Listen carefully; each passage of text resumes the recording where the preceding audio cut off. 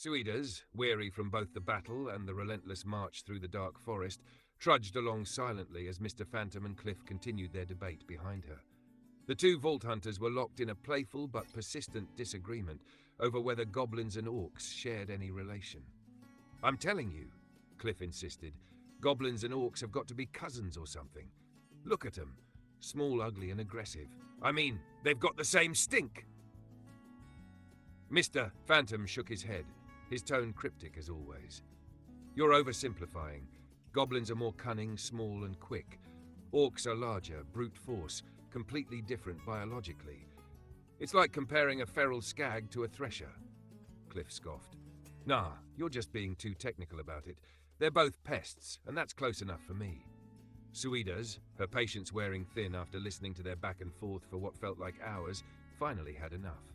Without breaking her stride, she reached into her inventory and pulled out the severed heads of an orc and a goblin, holding one in each hand. She turned sharply to face them, her eyes flashing with frustration. "How do these look alike?" she interrupted, shaking the heads in front of them for emphasis. The orc's massive, brutish features contrasted starkly with the goblin's smaller, twisted face. There was no mistaking the difference. Mr. Phantom and Cliff both blinked in silence for a moment, taken aback by the sudden interruption. Suidas, clearly irritated, tossed the heads back into her inventory with a huff before continuing her march forward through the eerie forest. Cliff rubbed the back of his neck, chuckling awkwardly.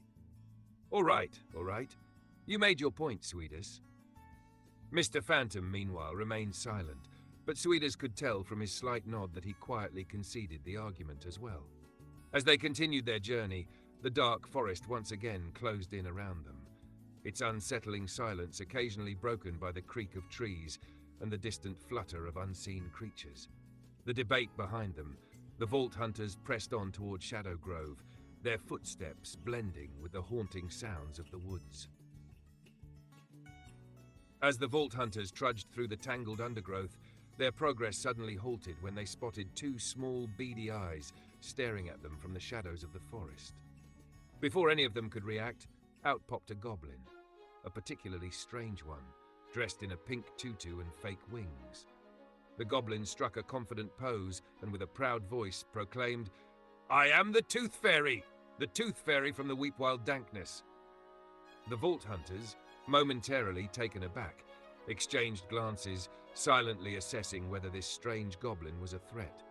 But the more they observed him, the more it became clear he wasn't here to cause trouble. His enthusiastic yet bizarre introduction was more comedic than menacing. Cliff raised an eyebrow and muttered, "Well, that's new." The goblin continued, seemingly oblivious to their confusion.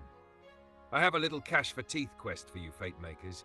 Get rich quick. Exchange teeth for coin with me, the real live Tooth Fairy, who's totally real," he added with a smug grin, as if daring them to question his authenticity. Suidas narrowed her eyes. "Aha, totally real," she muttered under her breath. The goblin, seemingly unperturbed, laid out his proposition. "I'm going to need you to collect 64 goblin teeth. It'll be super easy. Just follow the goblin smell," he said, lifting his arm and rubbing his armpit against Mr. Phantom's shoulder with a grin. Mr. Phantom, ever composed, gave the goblin a look of quiet disdain, but said nothing, stepping back slightly. The goblin carried on, animatedly waving his arms. "Once you find a pack of goblins, hit 'em in the face, give 'em a real thrashing, sock 'em in the kissers, demolish those grills." His excitement for the quest was almost infectious, though the Vault Hunters weren't entirely sure what to make of this ridiculous proposition. Suidas, Cliff, and Mr. Phantom stood in silence for a moment, processing what had just been asked of them. Cliff scratched his head, clearly amused. "So, teeth for cash, huh? What do you guys think?" Suidas looked at the goblin, then back at her teammates. "We've done stranger things for money," she admitted, though her voice was laced with skepticism. Mr. Phantom remained silent for a moment, his mask hiding his expression. "It could be a distraction, or it could lead us to something valuable," he mused cryptically. The goblin twirled around in his tutu, fluttering his fake wings. "What's it going to be, Fate Makers? Do you have the guts to collect some goblin teeth and make a fat stack of coin?" The Vault Hunters stood at a crossroads. The quest was absurd, but in the Wonderlands, absurdity often led to unexpected rewards. Whether they would chase after goblin teeth or continue their journey toward Shadowgrove was a decision they needed to make quickly, with the goblin tooth fairy bouncing excitedly on his heels, awaiting their response. Just as the goblin tooth fairy had promised, it wasn't difficult for the vault hunters to track down a pack of goblins. The stench of the tooth fairy's armpits still lingered, much to Mr. Phantom's silent irritation, but it served as a reminder of their strange quest.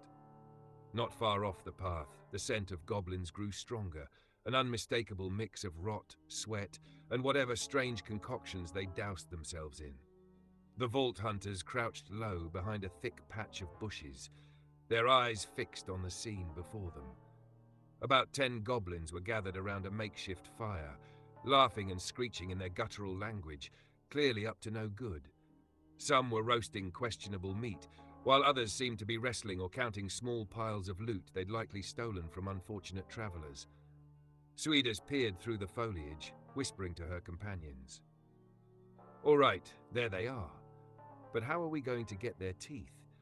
I don't exactly see them handing them over willingly." Cliff wiped the sweat from his brow, shaking his head. "Yeah, something tells me they're not too keen on a dental visit." He squinted at the group of goblins. "But if we hit them hard and fast, maybe we can knock those teeth out without too much trouble. I mean, they're just goblins, right?" Mr. Phantom, still slightly distracted by the ghost of the tooth fairy's pungent odor, glanced at the group. "Direct assault would be fast," he agreed, "but we need to be careful. Goblins may be weak individually, but they can be cunning in numbers. They'll swarm if we don't control the fight." Suidas nodded. "If we take them by surprise, we could take most of them out before they even know what's happening." They exchanged glances, a silent agreement passing between them. The plan was simple: hit them hard, collect the teeth, and get out before things got messy. Suidas gripped her Torg shotgun, ready to spring into action. Cliff checked his newly acquired Jacob's revolver, spinning the chamber with a grin. Mr. Phantom, always the strategist, pointed to a nearby tree. "I'll get into position there. When I start firing, you two close in. Go for their heads. We need to preserve as many teeth as possible." Cliff chuckled quietly. "Can't believe I'm about to say this, but let's go knock some teeth loose." With the plan set, Mr. Phantom moved swiftly to his position, his movements almost silent as he climbed up into the tree. From his vantage point, he had a clear shot at the goblins. Suidas gave a final nod to Cliff, then took a deep breath. "On my signal." The goblins, still unaware of the danger lurking just out of sight, continued their antics around the fire. Then, without warning, the sharp crack of Mr. Guy. Phantom's assault rifle rang out. A goblin by the fire dropped instantly, a bullet through its skull. "Now!" Suidas whispered fiercely. She and Cliff sprang into action. Suidas, charging forward, blasted the nearest goblin with her shotgun, the explosion sending it flying. Teeth scattered across the ground as the goblin's face crumpled under the force. Cliff followed suit, his revolver cracking with deadly accuracy as he took down goblins with precise shots aimed right at their jaws. The goblins were in chaos, screeching and stumbling as they tried to gather their wits. But the vault hunters were relentless. Suidas phased into the ethereal, dodging an incoming goblin spear and reappearing behind her attacker, knocking it out with a brutal shotgun blast. More teeth scattered. Cliff rolled to the side, taking out 2 more goblins, his revolver spinning in his hand as he downed them with satisfying ease. "That's for your damn smell, Tooth Fairy," he muttered under his breath, kicking a pile of teeth into his satchel. Mr. Phantom, still in the tree, picked off the last few goblins with his assault rifle, his shots methodical and precise. As the final goblin fell, the clearing was filled with silence, broken only by the crackling of the dying fire and the distant sounds of the forest. The vault hunters stood amidst the carnage, victorious. Goblin bodies littered the ground, and more importantly, the ground was scattered with teeth.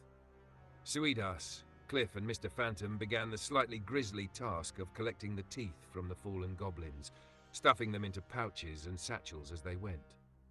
Cliff, wiping his hands after collecting another set of teeth, looked at the others. "Well, we've got plenty of teeth now.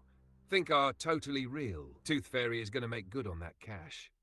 Swedes shrugged, tucking the final handful of teeth into her inventory. We'll find out soon enough. Let's get these back to him. With the goblin teeth in hand, the Vault Hunters prepared to return to their eccentric quest-giver, the Goblin Tooth Fairy, ready to exchange their spoils for whatever strange reward awaited them. The Vault Hunters finally made their way back to the Goblin Tooth Fairy, only to find him casually scratching his butt with a tree branch, completely oblivious to their approach. Upon spotting them, the goblin grinned from ear to ear, his excitement bubbling over. "So, did you get the teeth?" he asked joyfully, bouncing on his toes. With little fanfare, the Vault Hunters presented the teeth they had worked so hard to collect. The Goblin Tooth Fairy's eyes lit up as he clapped his hands together, practically vibrating with joy at the sight of his growing collection. He pointed toward a large, ominous chest with a sign that read, "Teeth Collection" in crude lettering. "Just throw them in there for me," he said, still grinning. Suidas, Cliff, and Mr. Phantom exchanged glances. The chest was already open and very empty, almost too inviting. Something about this entire quest was starting to feel off, but with no other option, they moved over to the chest. Mr. Phantom, eager to get his reward and get back on track to Shadow Grove, took all the teeth and unceremoniously dumped them into the chest. As the last tooth clattered into the chest, the lid slammed shut with a thunderous bang. The Goblin Tooth Fairy leaped with joy, giggling in his excitement. "Thank you, Fate Makers. I've been trying to get this collection going for a while now. Oh yes, your reward. Of course, your reward. Open the chest, Fate Makers." The goblin practically bounced with glee. Mr. Phantom, growing impatient and eager for valuable loot, stepped forward. He had enough of this absurd quest. He reached out to open the chest, but the moment his hand touched the lid, something shifted. The chest began to writhe and twist, its surface sprouting numerous eyeballs that blinked feverishly in all directions. Suddenly, it burst open, revealing rows of sharp, jagged teeth. The Vault Hunters immediately realized this was no ordinary chest. It was a mimic, and they had unknowingly helped the goblin create it. Before they could fully react, the mimic lunged, snapping its massive jaws. The Tooth Fairy cackled madly in the background. "Isn't it beautiful? My very own creation. Now let's see if you can survive it." The Vault Hunters quickly readied their weapons, diving into battle. Suidas opened with a blast from her Torg shotgun, the explosive rounds tearing into the mimic's monstrous form. Cliff followed suit, firing his Jacob's revolver, each shot precise and aimed at the creature's many writhing eyes. Mr. Phantom, frustrated and furious, let loose a barrage from his Dahl assault rifle, while his death trap charged in, slashing at the mimic with metallic claws. The mimic hissed and snarled, lashing out with its oversized, tooth-filled maw, but the Vault Hunters were relentless. Just as the mimic's attacks started to grow more desperate, Suidas phased through the chaos, positioning herself perfectly behind the mimic. With one final explosive shot from her shotgun, the mimic shrieked and crumbled to the ground, its monstrous form dissolving into a pile of loot and treasure. The Goblin Tooth Fairy, now panicked and realizing his betrayal had failed, tried to flee. But before he could make it far, the Vault Hunters turned their attention on him. A few shots later, and the Tooth Fairy was on the ground, defeated. As he lay there, breathing his last, the goblin managed to cough out, "See, I told you, baby's first legendary. Now eat shit." With that final insult, the goblin's eyes rolled back and he was no more. The battlefield was now littered with loot, beams of glowing light shooting up from various items, each color representing a different rarity. Suidas, her eyes scanning the ground, spotted a golden beam. Legendary loot. She grinned. The Vault Hunters, now wiser and more cautious about who they could trust in the Wonderlands, collected their hard-earned spoils. The Mimic's horde had yielded valuable weapons and gear, but more importantly, a lesson. Trust was a rare currency here, and betrayal could come from even the most ridiculous sources. As their eyes lifted from the goblin's corpse and the scattered loot, they noticed something in the distance. A gate, towering and ancient, stood not far from where the battle had taken place. Above it, carved into the stone arch, were the words they had been waiting to see. Shadow Grove. Their journey had finally led them to the town, but after what they had just experienced, they knew that Shadow Grove held its own secrets and dangers. The path forward would be no less perilous, but the vault hunters were ready. With new loot in hand and a sharpened sense of caution, they stepped toward the gate, eager to see what awaited them within the mysterious town.